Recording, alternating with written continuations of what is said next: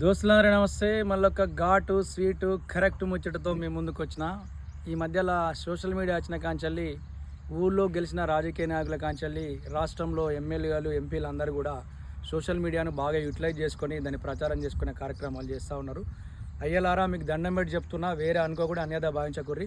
మీరు చేసే కార్యక్రమాలు చేసినట్టు సోషల్ మీడియాలో చూపెడితే బాగానే ఉంటుంది. చేసిన పావులాను బారాన మసాలా కలిపి చూపెడుతున్నారు. కొందరైతే ఓన్లీ కేవలం అక్కడ మర్యాదపూర్వకంగా నిల్చున్నది చేసింది కూడా ఎంతో చేసినట్టు ఎంతో చూపెట్టినట్టు చేస్తున్నారు. అసలైన అభివృద్ధి చేయండి, సోషల్ మీడియా కోసం అభివృద్ధి చేయకండి. మిమ్మల్ని ప్రజలు ఎందుకు ఎన్నుకున్నారో దేనికోసం వాళ్ళు అడుగుతున్నారో అవి నెరవేర్చే పని చేయండి తప్ప ఈ సోషల్ మీడియాలో వైరల్ అయ్యకూరి.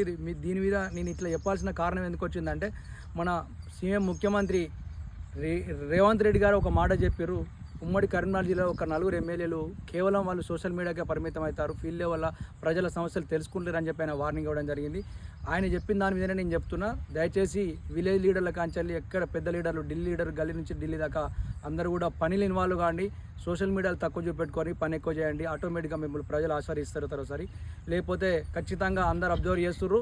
మీతో చుట్టుపక్కల తిరిగే వ్యక్తులు కూడా ఏం సలహాలు ఇస్తుర్రు, వాళ్ళు ఏం చెప్తుర్రు, మిమ్మల్ని ఎటు తీసుకుపోతారో గుర్తుపెట్టుకొని దానికి అనుగుణంగా పనిచేయరు తప్ప అనవసరంగా అన్యాయం పాలు కాకూరి. ఉంటా ఫ్రెండ్స్, ఉంటా.